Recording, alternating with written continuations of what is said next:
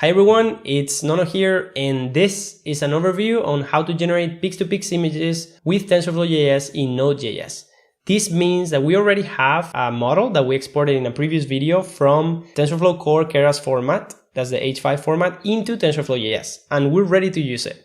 So let's get started. Let's see a really quick overview of what this is. So we want to generate a Pix2Pix image or many in Node.js. And the first thing we need to do is grab a Pix2Pix TensorFlow.js model, which we have already from the previous video. We need to create an npm TypeScript project with TensorFlow.js core. This could be done in JavaScript, but we're going to try to do it in TypeScript. We're going to load our model, and then we're going to load an image, we're going to predict, and then we're going to save the output. There is a lot here. I'm going to try to do it quickly and smoothly. If you want to see more detail, some of the errors in which I ran previously, you can go to live 29 and live 28. I'll put a link here. So none of the mass/live 28 and none of the mass/live 29 cover many of the issues I ran into before. All right. So first, let's grab a Pix2Pix TensorFlow.js model. So I already have that ready for this tutorial, which is live 30. So we're gonna go here, and this model here, so this H5 file, we've converted into a TensorFlow.js model. The TensorFlow.js model, as you can see here, is a set of shards from the number 1 to 52 as bin files. This is binary information, and a model.json file. This model.json file, if we format as JSON, contains all of the information to define the architecture of this model. And it also defines the input size, which is 256 by 256 with RGB channels. And we can pass a batch input. All right. This TensorFlow model JSON, right, is super light. It's actually 35 KBs. It's on those shards, which are 4.2 megabytes each, that lies the information of what the model has learned throughout the training process. It's actually 217 megabytes in size, right? So we have the model, so we're going to park it there. It's a model that generates tulips from edge drawings, and we're done. So we're done with the first one. So we now need to create an npm TypeScript project with TensorFlow.js core. For this, actually, you also need to do npm install global and install tsnode, because this is what I'm gonna use instead of using Node.js to run my TypeScript script. You could use JavaScript, but today, as I said, we're gonna use TypeScript. So we are at folder 30 in my case, right? We have two markdown files that we're gonna put the information of what we're doing today, and I'm gonna make a new directory. This is gonna be called tf.js predict Pix2Pix version 3, right? And we're gonna make that directory, which is right now empty, but we're gonna change directories to it, right? So we are at this folder. So the first thing we're gonna do is that we're going to init a new project with the defaults, we don't really care, and we're going to install, so we're gonna do npm install and save TensorFlow.js node, right? And this is the version of Node.js that we're going to be using in our project, because we're using Node. But if it was for the web, we wouldn't have the optimizations that have to do with using the local CPU. We will have to go with @TensorFlow/tf.js. This is downloading, and while it's downloading in another window, I'm gonna create the .ts index.ts file. We can see that if I go to my terminal here, I could do tsnode index.ts instead of node.ts, because this is TypeScript. And in our editor, we could write something like this.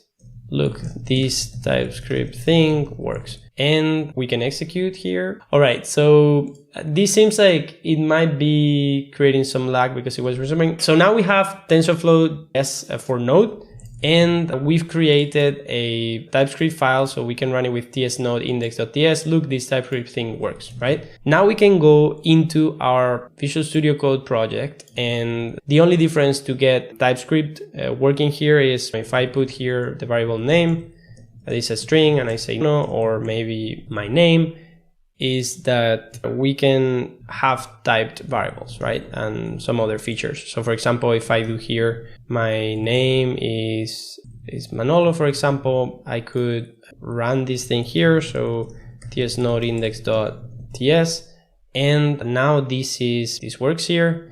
and I could put here a 3 and this thing would complain because it's not a number. So we can run this thing and have it running there. So we have project with TypeScript and NPM now, and we have TensorFlow.js, not core, but Node. And we did this, and then we did install save TensorFlow TF.js Node. So we have both things, and now we just need to import everything as TF from TensorFlow.js Node. So now we can print that, and when we run our script now, we'll see that we're gonna get a really huge function that is actually the TensorFlow.js library. So there's many functions here. If you look at the API, for example, decode PNG is a method there. So the first thing we'll do here is that we're gonna print that we're loading TensorFlow.js for Node.js. And that's the first thing that will take some time when we're actually using the library. The second thing is that we're gonna create an async block, right? We're gonna create an async block to run all the asynchronous functions of TensorFlow.js synchronously, and this makes sure that the block executes. So the first thing we'll do is that we're gonna load our model, then we'll load our input image, then we'll load, or then we'll predict, and then we'll save our prediction output image, right? As an image. So to load the model, the first thing we're gonna do is that we're gonna define a tf.layers_model variable here that now is going to get loaded. So we'll do tf and then we do load layers model, and then we need to specify the URL. In this case, we're gonna do something that is hacking in this case, but it will work, which is loading the model from a local server. For that, you'll need to install with npm globally HTTP server, which is a library that I already have, but you will have to install. And we're going to go to the folder in which the model lives, and you can see from here, and we're going to do HTTP server, and I think we can specify the port here with the current folder. So now in here, we can see our folder of the model. So this is being just serving the index file. And if we open the JSON, we can see the JSON file loaded here. So this URL now exists, and it's a model that we can load in our computer and our model. And now I'm going to do that. So you're going to be able to see here. Yeah, we can see here. So this is loading TensorFlow.js. Then we're going to be loading the model, right? So the model is loading here, and this is our model. You can see all of those layers and stuff, and that's working. So here we're just going to put a note that we're loading Pix2Pix model, and that way we know we're waiting. I'm not sure if I can put this here, so we could do something like that, and we're gonna add a terminal. So we could now do this thing here. Loading TensorFlow.js, now it loads, now loading Pix2Pix model, and now it loads, and it will print. All right, so that works, and that's really nice. And now what we want to do is complete our tutorial. So we have created a project, we've loaded our model. Now we need to load an image, predict, and then save output. And then we can go, because that will be it for today. So how do we load an image? I have here a few methods prepared for the tutorial. So we can go here and do install, save, and we're going to use JPEG.js. This is Node and npm package. And then we have that, and we can load that and fs to load our image into our script. So we're going to define the fs as require fs, and then we're going to define JPEG as require JPEG.js. So we have those two out of the way. We're going to define here in case that we have other models in the future. So the number of channels that we're going to use is 3. That's a constant for us. So these are our dependencies, and these are our variables. And what we're going to do next is that we're going to define a few helper functions to load our images, and we're going to hard code right now the path, right, of the images that we're going to be inferencing. This is something that we shouldn't do, but for today's purpose, I think it's okay.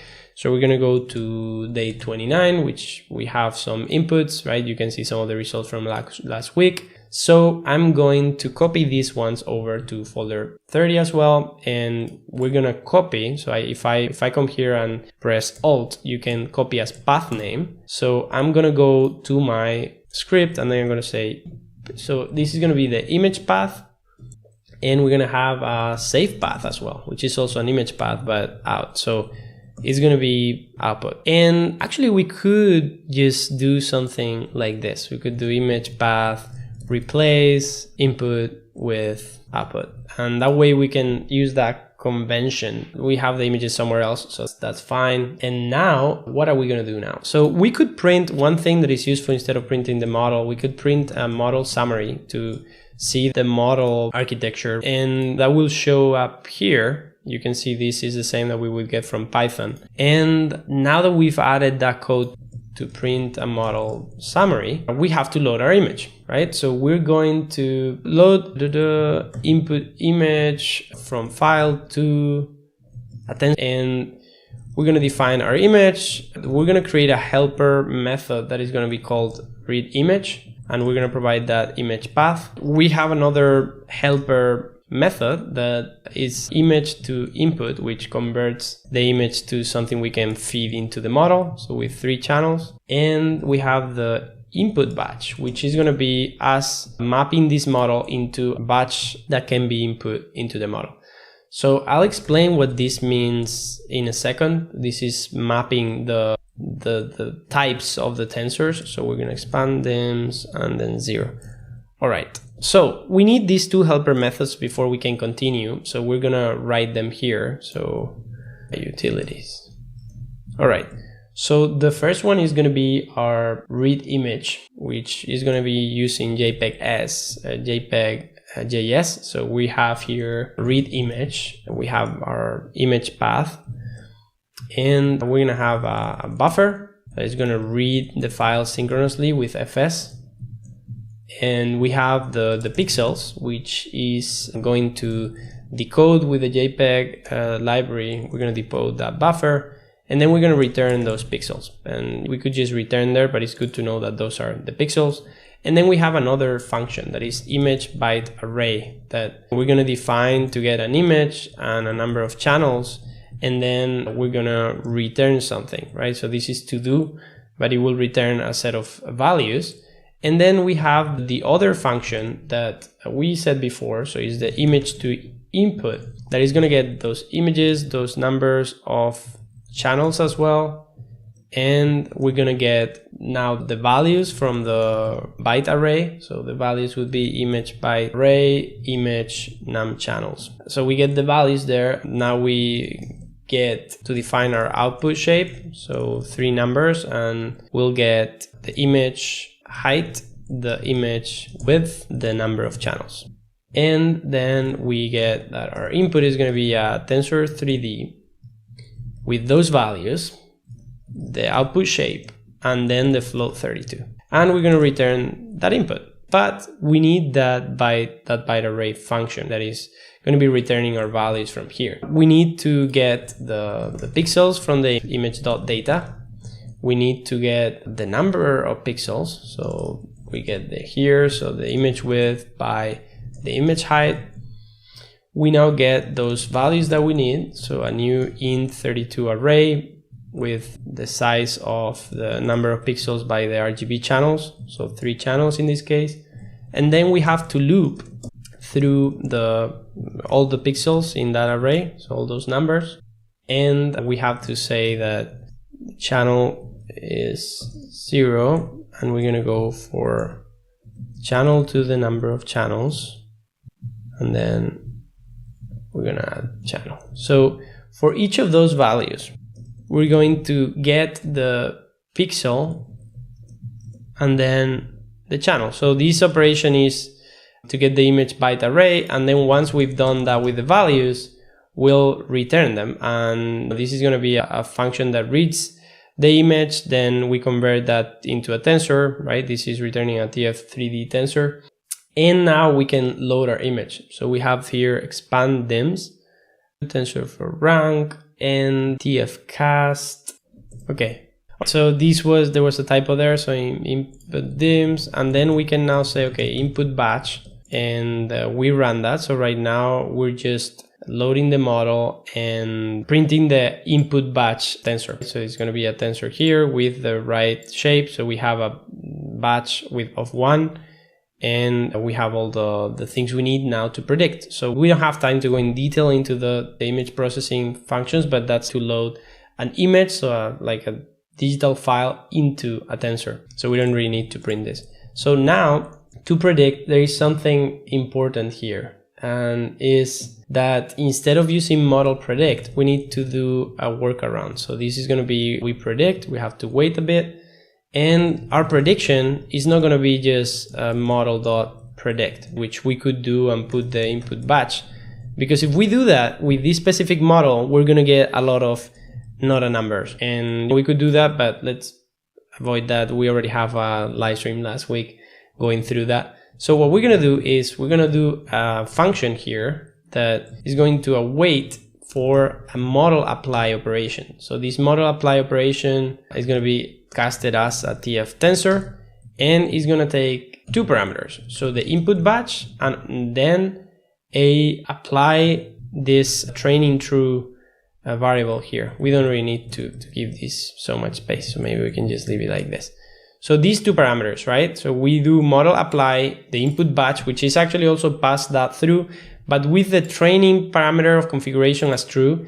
And this is something that won't work if we don't do it this way. So we have our prediction there, and we can say we've done that prediction step, and now we need to save that prediction. So this output, right? So we have this output that we need to cast. So we get the prediction, we multiply it. And so you understand, when you get output from Pix2Pix, you're getting things that go, if I don't remember wrong, from minus 1.0 to plus 1.0. And actually we need to map that into the space of RGB, which is this, right? Each color needs to go to a different range. So to map this to this, what we actually do is that we multiply the spectrum by 0.5. So it goes from minus 0.5 to plus 0.5. And then we add 1. And then our spectrum, or like our range, goes from 0.0 to 1.0. And then we can map it into from 0 to 255. And with that, let's actually do that operation. And let's leave this comment here in case anyone finds it useful. And that's what we're going to do. So we're going to do a few operations here. So this is going to be a cast operation to int32. So we're gonna put that here, int32. All right, what we're going to do here is what I said. So we're going to multiply by 0.5, we're going to add 0.5, and then we're going to multiply by 255, right? Which is this last step here. And that should work if I haven't done any mistakes. We now have a new image here that is going to be the output when we encode it as PNG. So we squeeze that output that we have there. And now we can, so if file synchronously, I don't know why this doesn't autocomplete, probably we need the TypeScript types. So we have our save path, and then we have our new image. So let's try this out. Do you think it's gonna work? So we have this there, so it's executing. So we're loading, let's run it cleanly. Let me put this here. All right, so let's run it. We're now loading TensorFlow.js for Node.js. We're loading the Pix2Pix model. We're now, after loading that, we print and then we predict. And then we've saved that image to our output folder. And this is the output. It's not super beautiful. It's what it is because this is a tulips model, but it seems like it's working. And now we can get the B input. So we can get the other input there. Let's maybe put here a note that says saving output, or like exporting output. All right, we have here predicting. Maybe we also want to put here, that's going to be really fast, but loading input, and this is exporting output. All right, so we have this stuff here, and it seems like we're done. So what we're going to do here to wrap up is run this again with another input. And again, the same steps. So we load the TensorFlow.js model, so library, the model, and then we load, predict, and export. So these steps are super quick here, but they'll happen at their time. And now we have this output, which is here. And yeah, I think this is it. I can maybe, to try something different, we could get this image, maybe rotate it or something, and put C input and see what happens as well. And then we'll be done. And the one thing we'll do, so we'll put this on the web, and I guess we just need to make sure that in the git ignore, at least we put our node models. So when we do add this folder to source control, we make sure that we don't push the Node.js models to the cloud. So now we can see we're just going to push these things, and we're going to do here a commit that is going to be live predict v3, and we'll push that. And now you can see that live. If you go to github.com, node.js live, and we go to find folder 30. That's here, so we have all the code. So this was an overview on how to generate Pix2Pix images with TensorFlow.js in Node.js. We also use TypeScript and FS and some other libraries. In a future video, we'll see how to generate Pix2Pix images with TensorFlow.js on the web. So this is on a web tab, not using TensorFlow Node, but TensorFlow.js. There is TensorFlow.js, TensorFlow.js for Node that uses your local CPU. With all of that, I would like to thank you for watching this video, and I'll see you next time.